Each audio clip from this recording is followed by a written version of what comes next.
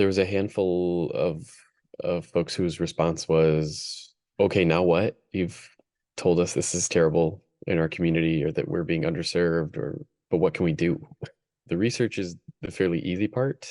And thankfully I was able to do that research within an organization like We the People Michigan that, it's an organizing entity in and of itself. So we were working on actively mobilizing people before this rate case happened and then also during. So then it wasn't just kind of the knowledge to have the knowledge. It gave people an opportunity to then work with others in the community and learn how to give a public comment or even find out when the next public comment is going to be, because sometimes they make that confusing on purpose. But I think that was I don't know, I feel like that was probably the most critical part of the work that we did, was that it wasn't just research to generate the knowledge, but it was research for the community.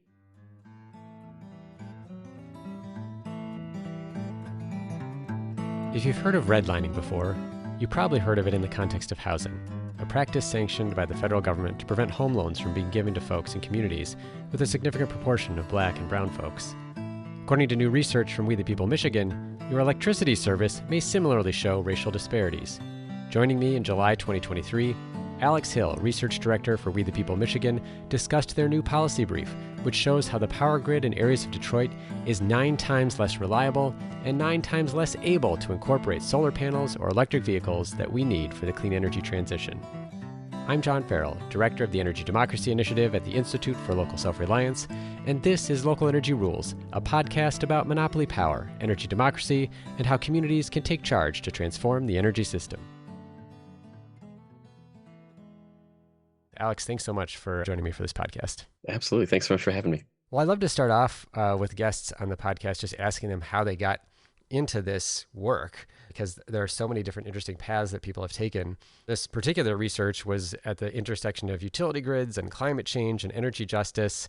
How did you get to We the People Michigan, and kind of what motivated you to get into work like this at the intersection of those crucial issues?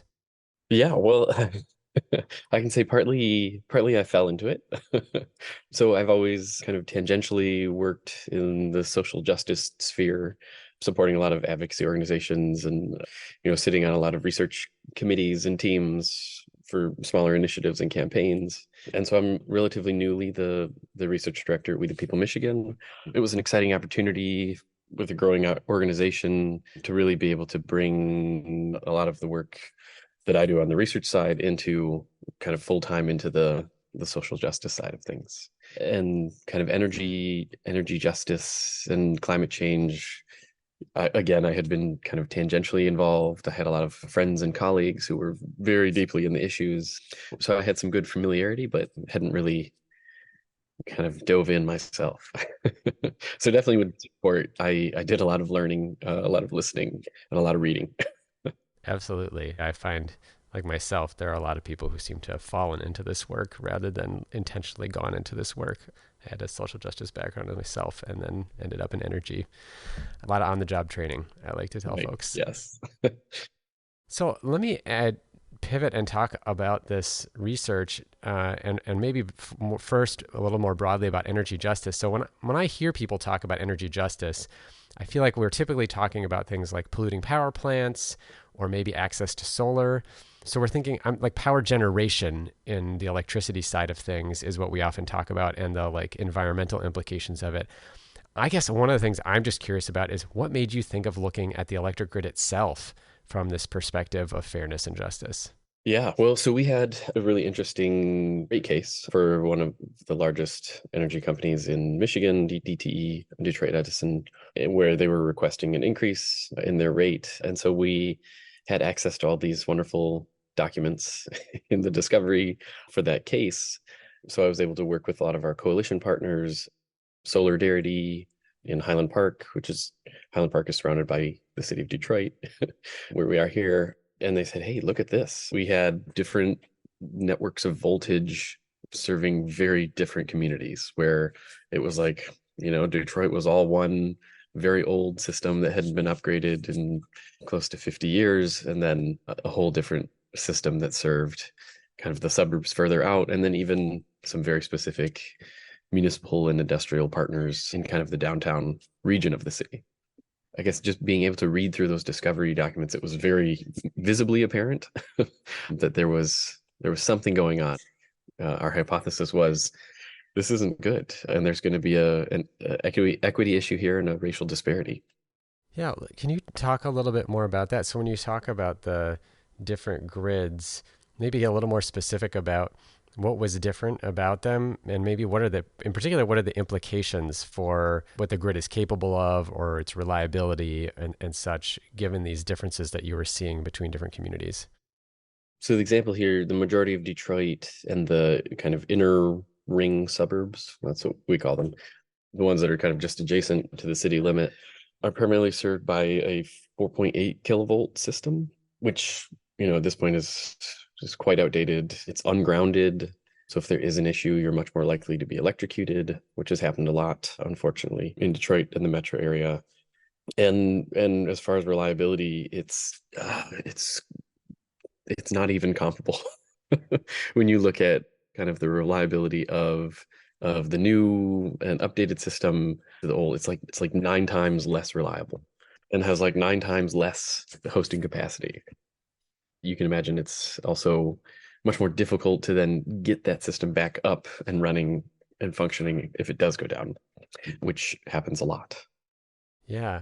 I want to ask you about hosting capacity since you mentioned that and explore a little bit more what that means for folks. But the ungrounded part is really sticking in my head right now. So I live in Minneapolis and have, as a homeowner, gone through the process of explaining to buyers or going through like our home inspection saying like, well, some of our outlets in our house are ungrounded because when they first wired the house, it didn't have a ground. And the implication, of course, if something is ungrounded, right, is like, oh, if I actually have a very old lamp, for example, and for some reason, when I plugged in my computer and my lamp into the same outlet, if I touched the lamp, I would get a shock, right? And if a outlet or whatever is properly grounded, if it was having some issue like that shock would go into the ground wire and not shock the individual, not shock the person. So it is a safety issue.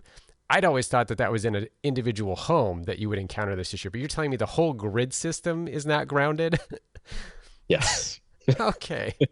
So which means, Wow. from your example, then if a power line goes down, there's no kind of backup, there's no safety mechanism.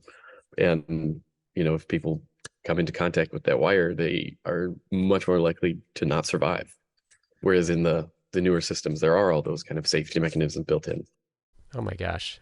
Yeah, okay. Well, that definitely puts some color on your findings here in a way that I didn't expect. Let me then ask you about the hosting capacity piece. So you mentioned it's 9 times less reliable, 9 times less hosting capacity. Listeners of this podcast have probably heard me use that term before. In fact, we have a fabulous episode that I did with Yohi Sakai, who works with the Interstate Renewable Energy Council on issues of hosting capacity. So this is about how much power generation or storage or things or electric vehicles or whatever that you can plug into the grid, basically. In particular, we usually talk about it in the context of producing electricity. So what I hear you saying is these grids, because of their design, you have much less hosting capacity, which means essentially from the perspective of like access to solar, it's a lot less likely you'd be able to set up a solar array and on this old grid because there wouldn't be space for it, wouldn't be capacity for it on the system to move that power around for the energy that you wouldn't use on your own property. Exactly. Yep. And especially like things like even electric vehicles, if everyone in the city of Detroit was able to get an electric vehicle tomorrow, the grid would explode. It could not handle the capacity of folks kind of plugging in their electric vehicles and recharging them. Wow. And I want to pivot and ask you, because this was a part of a rate case, when you were getting this information through the discovery process and then putting together your report, I guess I'm kind of curious, what do you think that the state's utility regulators should do in response to this evidence? And if you've already presented it to them, has anything happened so far? Yeah, so the rate case that we put this together for is done. There was a huge response from even just everyday folks coming out and being very unhappy with the state regulatory agency and with the utility company and saying this rate case is absurd. Like we just had millions of people without power for an extended period of time. There's no way you can approve this rate case, which it was a useful circumstance that there was a mass power outage right before this rate case was decided. And it really kind of helped folks kind of dig into the research and the background on what's happening with their power. and what this state-sponsored energy monopoly has been doing with the funding that they have been giving them through rate cases. I mean, I know our research was fairly impactful in pushing the state agency to demand more from the utility, or to ask for more answers, because the utility wasn't doing this research themselves. They weren't doing anything to ensure that they were studying and understanding equity across their systems. They weren't doing anything to make sure there wasn't any spatial racism appearing in how they were providing electricity, because everyone pays the same rate, but not everyone is getting the same level of service. That's really where we saw that redlining. So what ended up happening, the utility was requesting a 9% rate increase, and what they got was a 0.9% increase, which is fairly significant. The state agency historically was just known for being kind of a rubber stamp. They would usually make some cut, so it looked like they were holding some accountability, but usually it was, the utility came to the board and said, hey, we want this, and they would like cut 25% off and approve it. And that was the kind of go-to. In this case, they took a massive cut and said, you need to do better next time to prove that you need this. I know our research was one small part of that, because there were a lot of folks mobilized around that rate case. Although the utility turned around and submitted a request for a 19% rate increase after their last one was denied. So they don't sleep. Wow. I mean, maybe there's no plans. I suppose you already have the information that led to this report. I'm just curious, though, given that they've come back with another rate case already, do you have plans to be involved in that rate case as you were in the last one? Absolutely, yes. So we have a new report coming out. So the utility would always say that their deciding factor in making improvements to the grid stemmed around population density, and then kind of job density and economic growth or whatever. So all the jobs and economic opportunity are in downtown. So that proves their argument there. It's not a great argument. I don't think it's worthwhile. But then the other one with population density, the city of Detroit, the downtown area is not the only or the most population dense area of the city. So there are pockets of population density that you're just completely ignoring. And the other ones that they ignore happen to be, Black and brown communities. So our next kind of research brief digs into Detroit's population and demographic changes over time, compared with where DTE is making these investments in the grid. That's great. We'll be looking forward to that coming out. When is that going to be released, by the way, if you know? Very soon, if not today. Oh, wow. All right. So maybe by the Yeah, time the that this next few days podcast is live, we should have a link to that. That's great. Yeah.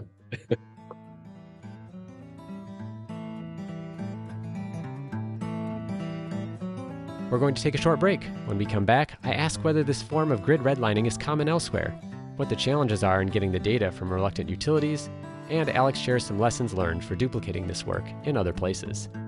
You're listening to a Local Energy Rules podcast with Alex Hill, Research Director for We the People Michigan. Hey, thanks for listening to Local Energy Rules. If you've made it this far, you're obviously a fan, and we could use your help for just 2 minutes. As you've probably noticed, we don't have any corporate sponsors or ads for any of our podcasts. The reason is that our mission at ILSR is to reinvigorate democracy by decentralizing economic power. Instead, we rely on you, our listeners. Your donations not only underwrite this podcast, but also help us produce all of the research and resources that we make available on our website, and all of the technical assistance we provide to grassroots organizations. Every year, ILSR's small staff helps hundreds of communities challenge monopoly power directly and rebuild their local economies. So please take a minute and go to ilsr.org and click on the donate button.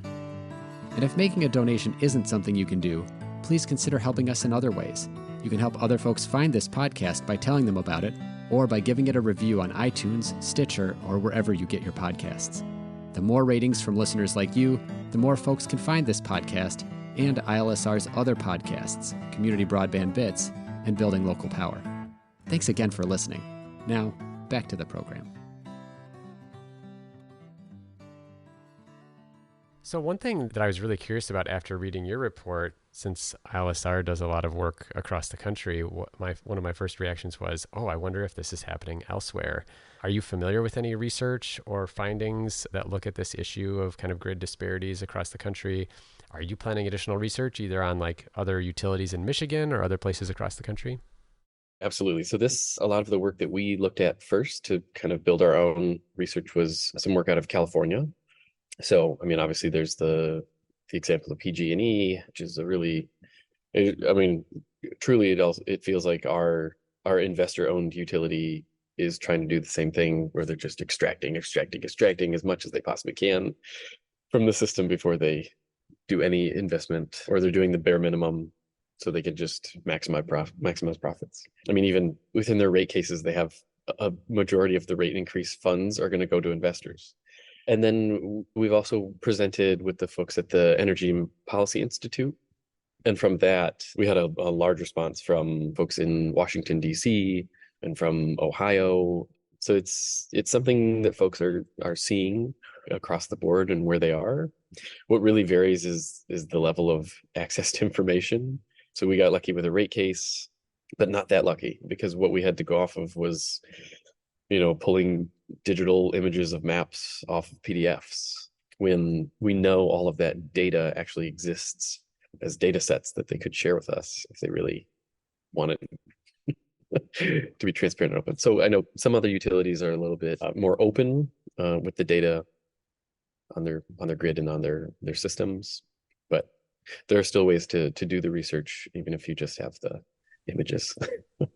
Great. And then the other thing I was going to ask you about is, you mentioned you had to pull this information, like digital images of maps off of PDFs, but you said you assumed the utility had it in a kind of more usable format. Did you request it and they denied giving you the sort of more accessible data and this is what you had to work with, or did you just use what you had? For the first rate case, I just geo-referenced the map images from the PDFs because we were in a little bit of a time crunch. We also knew that it was extremely unlikely that they were going to share any data because they had already been fairly withholding with the actual data sets. For the new rate case, they actually did share a spreadsheet that had a census tract breakdown of reliability stats, which was great because after the first rate case, I was invited to our state agency that regulates the utility. They had a work group around data sharing because they have these new data sharing regulations for the utilities. They have to do kind of a quarterly report on a whole bunch of different metrics. And they were trying to fight over at what granularity they were going to report it. And they kept saying, no, not the census tract level. And then they turn around and share a spreadsheet of census tract data for the next rate case. So we know they can do it. And we know all the data is there, just, at their fingertips. They can pull any report they want. So we did request in the new rate case, they had a breakdown of kind of conversion zones where they were going to do modernization of the grid. And so we requested, hey, can you send us the data shape files of these geographic areas? And they essentially said, no way. You can look at our free online tools and get the same information, which isn't true at all. They knew that. The free online tools had none of this information. We know that they're sitting on some sophisticated data systems, and they're really not bringing those to bear when it comes to, equitably planning the energy grid. Is there any hope that the Public Service Commission will require them to share that data, or is that not typically how that would play out when you try to get that information? Since this was a request in the rate case, we can make the request and then they give the rebuttal, and then we can ask to have that elevated when they say no way or completely give us a non-answer. So right now it's our decision if we want to elevate it or not. Again, it's probably just easier to geo-reference the map images and run from there. I suppose if I recall working with a couple other groups that have been involved in rate cases, you often need an attorney involved when you're doing your filings. It can get pretty expensive to be trying to fight with the utility over getting data if you have to go back and forth a lot. Absolutely. Yes. And especially when they're as well resourced. Right. With our money, conveniently. Right. Yes.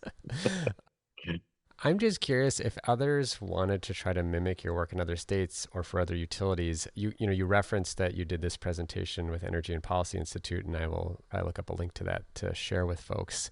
so people can see your brief presented in another format. But what would you recommend people do to try to mimic this work? Because I can only imagine that as people would study this in other states, they would uncover a lot of the same inequities in behavior by other utilities, whether intentional or not. But we could probably learn a lot about how our grids are designed and the implications that it has for different communities, especially as it could be impacted by the clean energy transition. Right, absolutely. And I think in this case, this really is a local context because, there is no national grid.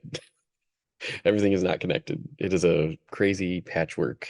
Even within our single utility, it's a patchwork of systems and grids, some updated, some not. And then when we look at our state with, we have two major utility companies, but then there's others in our Upper Peninsula who are serving, there's even Wisconsin utilities because they border our Upper Peninsula that are involved. So it's really a wild mess. But that's why I think having folks really drill down at their local context is really beneficial. So having a focus on our Detroit research and kind of being able to dive in specifically for our city was really useful. And then the others that I've worked with so far, so I'm particularly thinking of Washington, D.C. They had a really clear focus on the city versus the capital was a strong, they could already just look at their utility data that was available online and see that very clear line of disparity.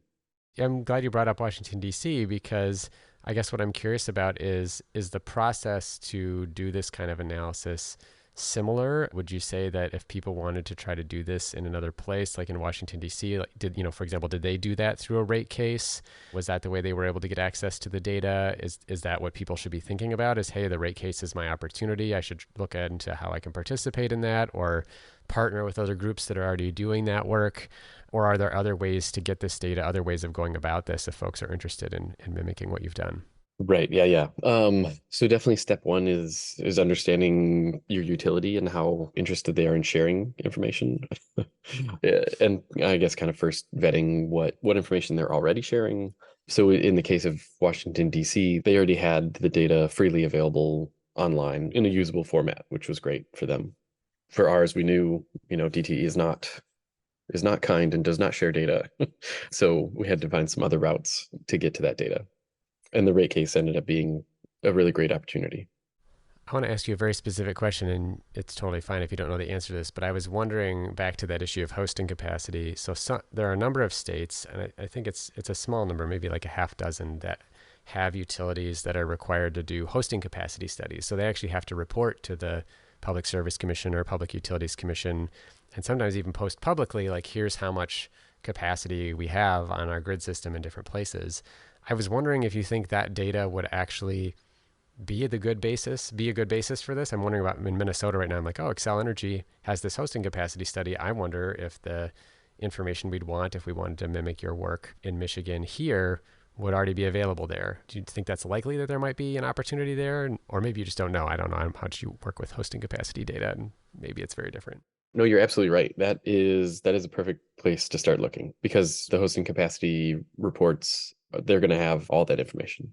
The one thing we found with some other state we were working with where, they have all these hosting capacity reports and they're really useful, have a lot of great information. But the one thing we found that was often missing was kind of that geographic breakdown of where the capacity actually was. And that was what was really essential for our research and for really digging into how is the utility company actually choosing which communities they're investing in or not, or are there some that they prioritize and others that they just totally forget about. That's really helpful because I was thinking Minnesota or Xcel Energy there's an online map so that you do have this sort of geo-reference stuff, but you have to click on each little distribution feeder if you want to get specific information. And I remember in their filing, there's also a huge spreadsheet that has like every substation, every feeder, and like how much hosting capacity it has and sort of what the limiting factors are. But that information is not like geo-referenced. So if you want to know where that substation is and that feeder is, you have to like go back to the map and try to figure it out and like understand. So there's no census data or anything else that would allow you to do that. I imagine the useful connections there between demographics of a community and hosting capacity, a lot of the work that you've done. Right, right. Yeah, absolutely. Anything else that is sitting in your mind where you're like, oh, I really ought to talk about this or want to share about this from the process of going through this, lessons learned that you think people would really benefit from? Yeah, I mean, I think, there was a handful of folks whose response was, okay, now what? You've told us this is terrible in our community or that we're being underserved but what can we do? The research is the fairly easy part. And thankfully, I was able to do that research within an organization like We the People Michigan that, it's an organizing entity in and of itself. So we were working on actively mobilizing people before this rate case happened and then also during. So then it wasn't just kind of the knowledge to have the knowledge. It gave people an opportunity to then work with others in the community and learn how to give a public comment or even find out when the next public comment is going to be, because sometimes they make that confusing on purpose. But I think that was I don't know, I feel like that was probably the most critical part of the work that we did, was that it wasn't just research to generate the knowledge, but it was research for the community. Well, Alex, thank you so much for coming on to share about the work that you've put together here. I just thought it was terrific to give people some perspective of different ways that disparities can show up on the system, but also, to me, really highlights how in our thinking about clean energy transition, whether it's solar or electric vehicles or heat pumps or all the cool things that we talk about, that all of that is relying on this backbone of the grid. And I think we have this presumption that it's the same everywhere. Like the upgrades are going to happen for the customer at the customer level, and maybe not thinking that, oh my gosh, we might have to be starting from very different places in one community to another. So I just think that the work you've done really illustrates something that we all need to pay very close attention to. And so for that, I'm very thankful for both the research you've done and for taking time to come explain it in a little more detail with me today. Yeah, definitely. Thanks so much for having me.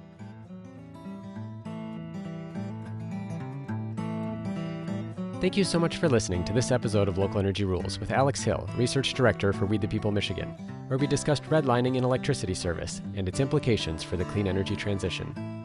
On the show page, you'll find links to the Utility Redlining Policy Brief by We the People Michigan, including the new report Alex mentioned on the podcast. We'll also link to my prior interview on utility hosting capacity with Yohei Sakai, episode 135. And if you liked this episode, you might also like my interview with Ted Thomas, former chair of the Arkansas Public Service Commission, in episode 173. We'll also have some links to ILSR's other research on grid interconnection, as well as 2 great podcasts with Sky Stanfield and Mari Hernandez about the tug-of-war between our clean energy advocates and utilities over getting clean energy on the grid. Local Energy Rules is produced by myself and Maria McCoy, with editing provided by audio engineer Drew Birschbach. Tune back into Local Energy Rules every 2 weeks to hear how we can take on concentrated power to transform the energy system. Until next time, keep your energy local, and thanks for listening.